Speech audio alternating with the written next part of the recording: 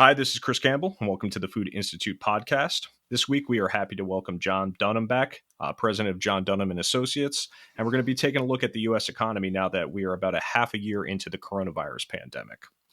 But first, whether you are a first-time listener or becoming something of a regular, we ask that you share this episode on your social media platforms. It really helps us expand our reach, and we appreciate it when you do so. And I should also note that we're available on Spotify, so take a look for us there and subscribe if that is your preferred source for podcasts. So with that all said, I'm going to welcome John back to the Food Institute podcast and ask him how he's doing today. So how are you, John? I'm doing great. I'm sitting in sunny Florida looking out over the water. So how bad could it be? There you go. It's a little bit different from the last time you spoke when you were in New York, but with the relocation down in Florida, I was just wondering if we can actually kind of go back on a couple of the points we talked about back in May. And when we're revisiting these things, I'd really like to start with unemployment. So I was wondering if you could give us a brief view into the current status of, job creation and unemployment claims in the U.S. now that we're in October. Yeah, unemployment is probably the scariest part of this whole. I'm calling it a depression. It really is. It's really the scariest part of this whole depression. And that right now, and as you said, we're 6 months out, the number of jobless claims every week is still over 800,000. And if you think about it, during the worst weeks of the past recession, right, the recession in 2008, the worst weeks it was maybe 600,000. So a good week now is worse than the worst week then. And even though the BLS's unemployment number has been falling, there's some statistical problems going on there. Because if you look at the number of people receiving unemployment benefits, that's really flattened out. And it's still sitting at around 25 million. So the unemployment problem is still quite severe. So yeah, I would like to touch on that a little bit more. In their most recent article that you contributed for the Food Institute report, you did say that the Bureau of Labor Statistics modeling was not accurately showcasing the true employment situation in the country. So I was wondering if you could explain that a little bit more for our listeners and give them a better idea of why those numbers might not be everything they seem on the surface. Yeah, I don't want to say anything bad about the BLS. Those guys do a great job, calculating these statistics every month, every week, and they're great. They're not hiding anything. But the thing is that their models are standardized. They don't change with the times. And we're looking at a situation now that is outside of the parameters of really any modeling. It's outside of the parameters of all of our forecasting models. So using the techniques they're doing without being able to change them, they're just coming up with numbers that don't rationalize. They don't match other sets of data that they're putting out. So that's the problem. If you look at the data on the number of continuing claims for unemployment, you got to assume somebody's getting unemployment, that they're unemployed. That's got to be a lot better number to look at. And that's still sitting at about 25 million.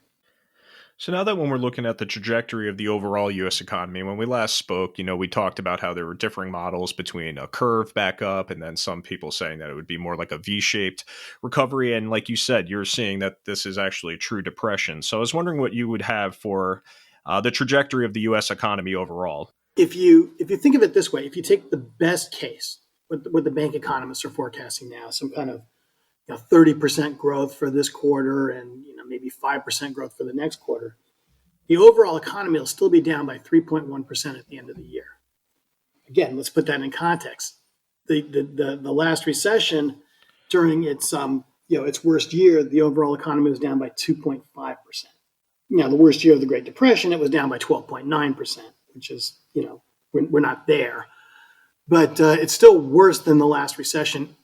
Everything works out perfectly. So what do you think is the prospectus for the grocery retail sector going into the new year? And also maybe we can expand this to also include, what can food manufacturers expect, as we're starting to close out the third quarter and entering the fourth?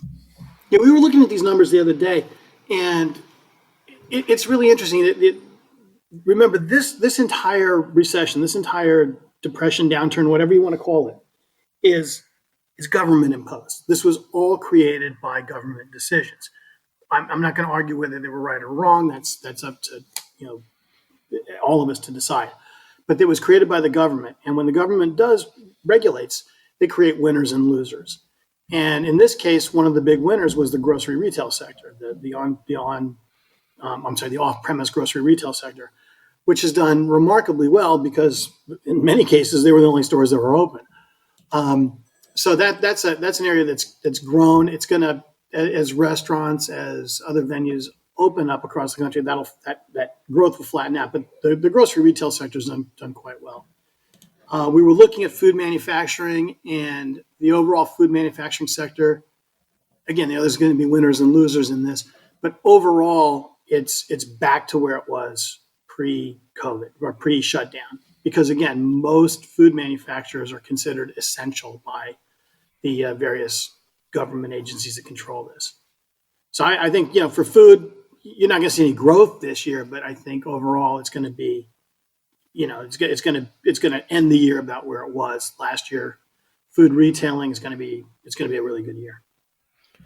So let's switch to the other side of that coin then, maybe the losers that have been kind of prescribed by the shutdowns, and that would be the food service industry. So we've seen a number of bankruptcies kind of hitting that industry, and I was wondering, what do you think is going to happen with this sector as the new year approaches? And specifically now that we're seeing, colder weather is starting to approach most of the country, not for you now that you're down in Florida, but the rest of us are going to be out in the cold. So what do you think is going to happen with food service, as the days start getting colder and we start looking at winter? Hey, Chris, I'm from Colorado, so I'd rather be in the cold, to be honest with you. I think this is the old tale of two cities, right? The food service sector has been, actually the entire hospitality sector has been decimated by these shutdowns, and I think even if everything was to go back to normal tomorrow, if everything was going to be just as it was back in February tomorrow, there's going to still be huge numbers of bankruptcies because the economy is a flow, right? So if you don't make any revenue during the second quarter, you make maybe half your revenue during the third quarter. You don't have the capital to. Most restaurants don't have the capital to withstand that. And I've been talking to a lot of local bankers, and it looks from like what they're saying that by the end of this year, a lot of the I don't say mom and pop, but a lot of the independent restaurants are going to start looking at their budgets and the amount of capital they have, and they're going to say it's not worth continuing come next year. So I think you're going to see a big number of bankruptcies and closures come the end of this year. The more quick serve restaurants have done really well because again they were allowed to stay open, and the mall type restaurants are going to probably do much better for the most part because they have the capital to survive. So I'd also like to turn to inflation in the current moment. And reading your report, you said that you're not sure the Federal Reserve will be able to keep, inflation in check following 3 months of increases. And I was wondering if you can explain your thinking on this and kind of expand on that a little bit more. Yeah, get me on this one. I've been wrong on inflation a lot, and it's one of those areas that it just, I don't say it baffles me, but if you look at what economics teaches us and what inflation should be doing, we haven't been seeing it. But over the last 3 months, the month-to-month inflation has been extremely high. It's been 4 or 5%. Now the Federal Reserve believes they can control inflation. The investors say never bet against the Fed, but I just don't believe this. I don't believe that the Federal Reserve can control the entire world economy. So you have demand, you have a lot of businesses that have gone bankrupt, so supply has been kind of shut down. The value of the dollar is falling because of all the money printing, and there's just everything, every sort of deep economic bone in my body, and all the models that I have say we should be seeing inflation we should be seeing inflation in the 6% range. But I think a 4% inflation number for the next few months, and maybe even longer, is not out of the question. But again, I've been known to be wrong on inflation. Also regarding the U.S. economy, a lot of talk has been focused now about Congress being unable to put forward any kind of relief package. Well, not completely, but in the recent months they have been unable to put together a new relief package. And I was just wondering, what do you think a second round of $1,200 stimulus checks would do? Do you think it would increase spending, or would it be more like the last one where it was mostly used to pay down debt or to be saved as a rainy day fund? Do you find any kind of benefit for having those stimulus checks released into the economy. Right. I mean, the stimulus checks did keep the economy from really collapsing in the last quarter. I mean, what am I saying? It was down 34%, but the stimulus checks were a benefit to the economy in the last quarter. Whether or not just helicopter money like that, throwing money just broadly at the economy is going to do much, I really don't think so, because again, the market is so distorted by the shutdowns that all you're going to do is continue to benefit the sectors that are benefiting, and you're not going to see capital. You're not going to see any spending going into those that are hurting. People are not going to go to rock and roll concerts because you give them a $1,200 check. They're not going to go on a bus tour. They're not going to take an airplane flight down here to Florida, and hotels are not going to be getting more, selling more rooms. And those are the areas that are really hurting. So I think if the government is going to do more stimulus, and again, there's a cost to that as well. If the federal government is going to pass more stimulus, it really needs to be much more targeted toward those industries that the shutdowns have decimated. So would that be like another round of the Paycheck Protection Program, or are you thinking more targeted legislation that would help specific industries? So you're speaking about hospitality. They've been floating ideas about spending on the airline industry. So would it be more broad like the PPP, or would it be more directed, do you think would be more effective for the economy at large? I mean, I'm a small business. I'd love another PPP loan. That would be great. But I think, honestly, I think that it would have to be a lot more targeted. There would be a lot more bang if it was targeted. If you think about it, if you're a hotel or an airline, you're carrying a lot of debt to run your business. Airplanes are not cheap, and they're all they're leased on capital leases, or the airlines borrow from them. Buses, we work for the motor coach industry, and they are down 80% in some cases. These things cost $500,000, and these are little companies that have gone way into debt to buy them, and with no riders, with no passengers, these companies are in real trouble. And it's no fault of their own. They were forced to shut down by these regulations. So if the government wants to prop up businesses, it really, I think, would get a lot more bang keeping these businesses from going bankrupt, rather than doling out money just to every every store in the country. And what about restaurants specifically? Do you think that they would mostly benefit from PPP loans, or do you think that this is kind of just a bandage on a wound that's bleeding too much until they're allowed to reopen at full capacity? Do you think there's an opportunity? I know last time we spoke, we were talking about New York and your familiarity there, and how most restaurants are not set up to survive on 25 or even 50% capacity. So do you think that this is more just the slowing of the bleeding, or is it something that could actually help them, survive? And I'm really looking at these smaller chains and the mom and pop stores, because I agree that most of the larger chains probably have enough capital to survive this public health crisis. But, really looking at those small businesses, is there an opportunity for them through these loans, or is it just something that's going to be, too large for them to kind of withstand? Yeah, that's a really good question. I think a lot of it has to do with how these loans are structured. If you look at PPP, its purpose was to keep people from being unemployed, right? That was the whole idea. And if you got a PPP loan, they keep changing it. I think it's 60% now of that money had to go toward payroll. Now, if you're a restaurant and you're closed, you've been forced to close, you don't want to be spending 60% of whatever you can get on payroll, because all you're doing is paying people to sit around and nothing.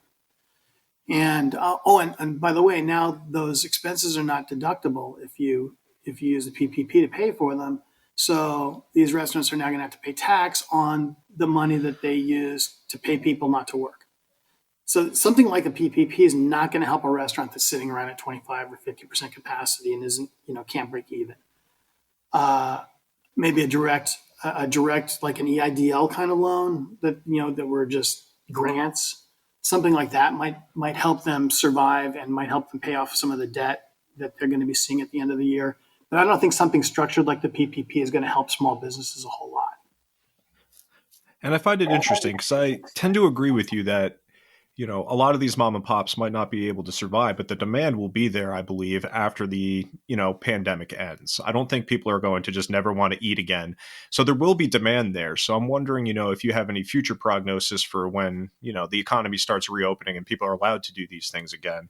Do you expect that businesses are going to be able to revive themselves, or do you think that it's going to be a new host of characters? I guess I'm asking, is there an economic reason that maybe you want to shutter down for a year or so and then try a new concept, et cetera? Or is it just going to be a brand new set of players? Is it going to just contract and be the larger players, kind of filling that space? Do you have any idea of where that might go? That's another really, really good question. I think there's three questions there, right? Are people going to go back out and eat and go to rock and roll concerts and travel once this is over? Yeah, definitely. There's no way that once people feel comfortable, they're not gonna they're not gonna get out of their houses. There's probably going to be even a surge. It'd be maybe even higher than pre-COVID for the first couple of weeks to months when you're allowed to. I think you're right. I think people are going to do it. They're going to be out in droves.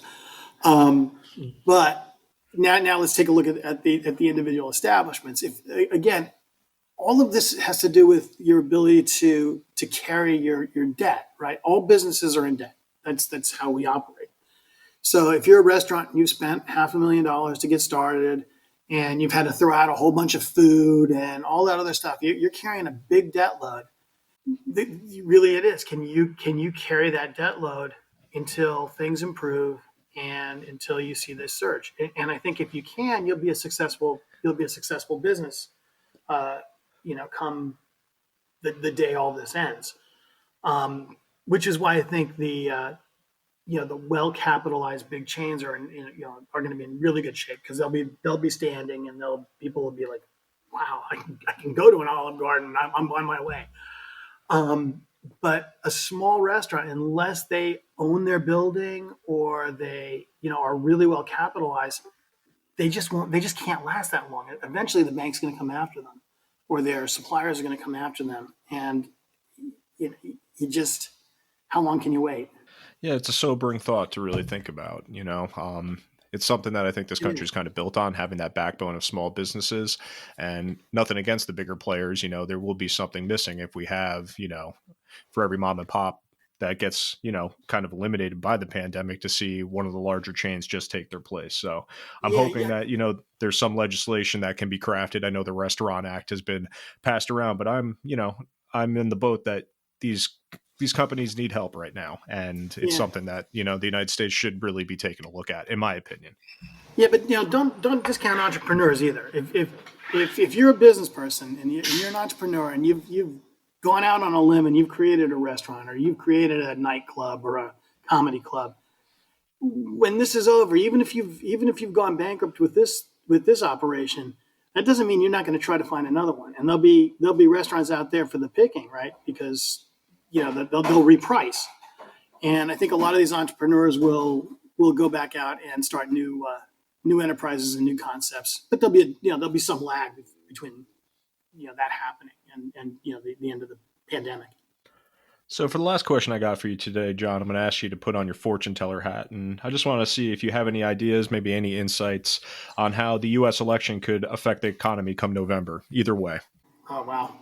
I don't want to get you in too much trouble, but my business works in the government affairs space, so we like everybody. Everybody's our friend. So I'm not going to predict who's going to win, but I will say this: from what we've experienced, I think the legacies of the current administration is going to be the deregulation that's occurred, at least up until March of this year. And that deregulation really did a lot to open up the animal spirits of the economy. It's been extremely important. And if the current administration is reelected, I think that's going to continue, and that'll benefit the economy well going into the future. I think the opposite is true. If the Democrats win, I think you're going to see a surge toward re-regulation, and that'll have a more negative effect on small businesses in the economy. But that's just one area that we follow closely, and I think is really important. Other aspects, that's who knows what's going to happen depending on who wins. But the regulation is one thing I think we need to look at. I think that's fair to say. In 2020, none of us really know where anything is going at this point. Things have been That's kind of true. topsy turvy, so wouldn't surprise me either way to see some, unintended consequences coming from, either way the election goes. But I do want to thank you again for your time today, John. We really appreciate you working with us and writing for the report and everything. So I just want to ask you, where can our listeners go to learn more about you and your organization? Well, we're on the web. We're at guerrillaeconomics.com, and that's GUERRILLA economics.com. So the guys that come out of the forest, take over a In the village and they weeds, go in right? there in the weeds. So people can look there, and yeah, thanks to the Food Institute. You guys are great, and you do some of the best research out there, and we're always happy to work with you. Well, we appreciate that over here. We'll definitely share the relevant link in the description of this video. So remember, if you're new to the Food Institute podcast, please follow, like, and share. If you'd like to learn more about the Food Institute, please take a look at the links in our description to learn more about us and what membership could do for you and your company. So until next time, this is Chris Campbell signing off.